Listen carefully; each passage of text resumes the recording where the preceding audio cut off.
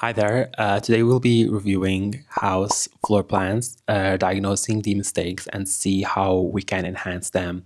There can be a lot of type of mistakes, things related to interior design, floor plan layout, and the placement of the rooms, and of course the placement of the furnitures.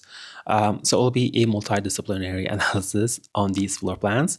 Get ready because we're about to start. Okay, so the first floor plan that we have is a three-bedroom house, and right off the bat, I see some entrance problems. This is something that I always mention in my floor plan critique videos. There must always be a transitional space between the outside environment and the inside one. To be honest, this floor plan exactly is not as radical as the other floor plans that I see when it comes to this mistake. I mean, just look at this one here. You open the door and you are literally greeted with everything inside at once. Even the bedroom door is not spared. The solution to this is really simple. Just create a transitional space, and that is called the foyer. Now, I want to mention that I'm not a big fan of open space floor plans. So the fact that this sofa back here is exposed to both the kitchen, the obnoxious direct entrance, and the circulation path is just stressing. When arranging your furniture, always give attention to energy flow. Of course, this is a principle coming from feng shui, which I think is getting more and more popular, which is a good sign. So basically, in your furniture arrangement, make sure that your back is not exposed.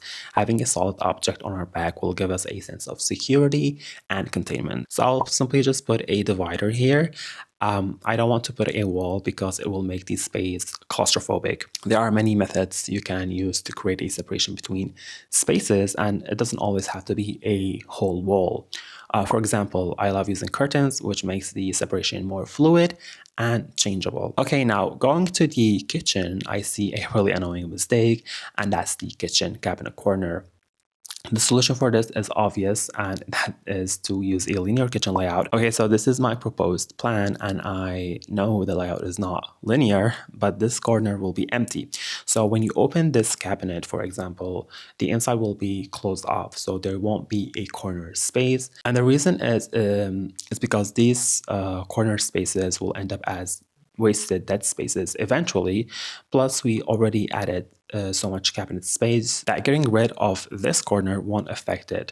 And if I used a linear layout, I would have to compensate for this lost cabinet space here. And I did not want to create an island because that would have forced me to push the dining table to the circulation path, blocking the flow of movement. Now that I'm going to the bathroom, there are two problems that I see. The first one is easy to solve, which is the fact that the bathroom door is visually exposed from the corridor. We will simply flip the whole layout, and that's it. Now the door is from the inside and the door cannot be seen. The other problem is that the shower and the toilet are exposed to each other, and I really hate this layout. If someone is showering or using the toilet, you have to wait for them to finish just so you can use the space.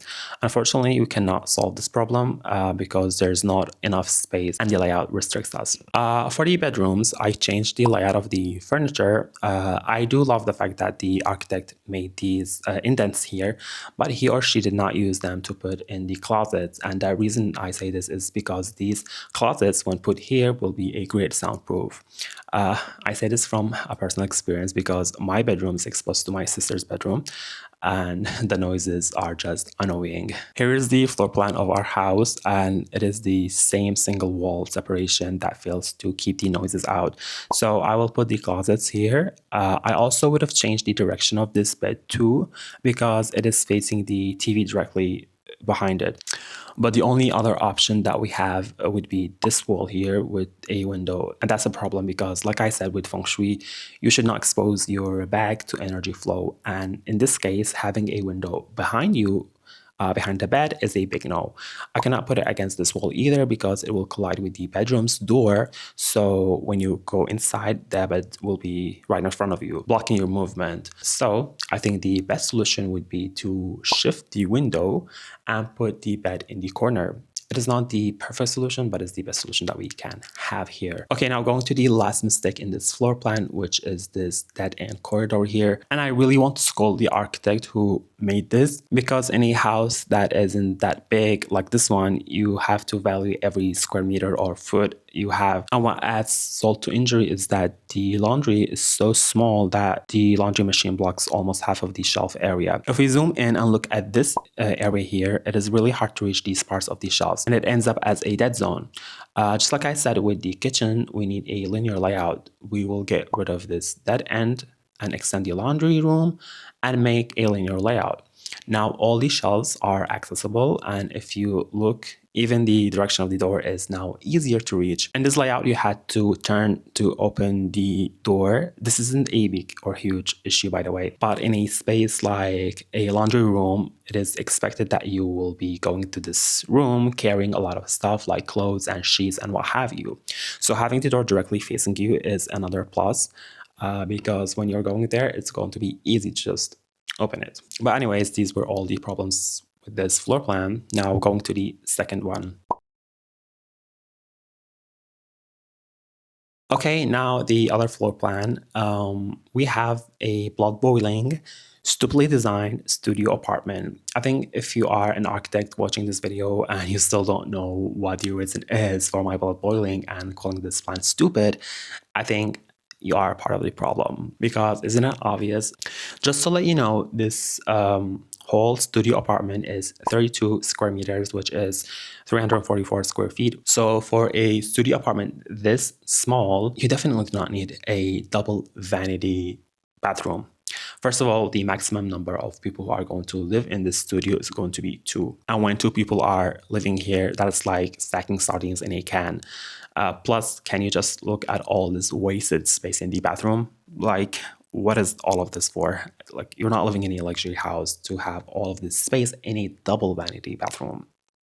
And what makes this whole arrangement even more outrageous is the fact that this small space here is the whole kitchen. Of course, if you have more than one brain cell, you will know that this small space is not enough for a kitchen, obviously. Where are we going to put all the appliances? Like, even in the floor plan, it is not called a kitchen. They call it a kitchen set. I think they thought that changing the name would make it less outrageous and solve the problem, but no. We also have this long ass TV, table, stand, desk, or whatever you want to call it, just to mount only one TV on it. And it literally extends from the kitchen set all the way to the balcony. I also have to say that bedrooms in studio apartments should not be this big, because bedrooms are supposed to be night zones where you will only sleep and do other activities. In a space this small, they're not like bedrooms when it comes to houses or bigger apartments, because in these type of habitations, bedrooms can be bigger and you can do other activities like studying or doing other recreational activities. But in a studio apartment, which is small, it's only going to be used for sleeping and nothing else. So having the bedroom taking almost half of the studio apartment's floor area is a big no. And it takes the frontal view, which means that the living room here won't be getting as much natural light as it's supposed to. And of course, we have another useless desk between the bedroom and the living room for some reason, which takes up space. I don't know why the architect who did this whole thing is so obsessed with desks, but anyways, here's the revised plan, and I solved everything. So let's get into each space one by one. Of course, I minimized the area of the bathroom and changed it into a one single vanity. Obviously, I put the bedroom in the middle where it is supposed to be, and I enclosed it using glass walls so it can still receive natural light and for ventilation too, because these walls are going to be foldable, or at least one of them is going to be foldable. I think it would be a really good choice to have glass bricks because I love those to build the bedroom walls. This wall here, the one that's separating the bedroom from the living room, can be half height glass brick and the other half can be foldable glass. But the other one here can be a full height glass brick wall, and it's going to be a really good choice when it comes to the interior design, because having this wall behind you while you're working in the kitchen is going to be a really good move, to, if you ask me. I really love this material, so it's going to be a really good chance for me to exploit it. And the cabinets here will be half height of a usual cabinet, so it does not block the natural light and the ventilation. This is okay because we already have cabinets in the entrance to compensate for the quantity of the cabinets. And if you are thinking that these cabinets here in the entrance are going to be used for shoes, coats, or stuff like that, rest assured, because this whole studio apartment is only for a maximum of 2 people.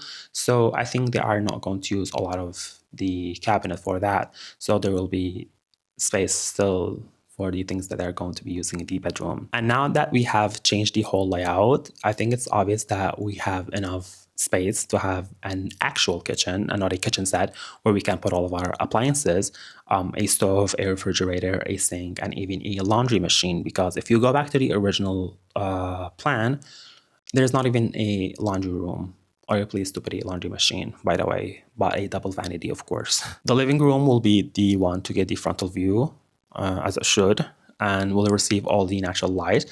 Obviously, a space that is supposed to be for recreation and activity is the one that's supposed to get the frontal view and a more spacious layout. But anyways, these were the floor plans for today that I wanted to show. If you have any floor plans that you want to be reviewed or have any project that you want to work on, you can contact me on my email here somewhere on the screen or in my bio of this YouTube channel or in the description.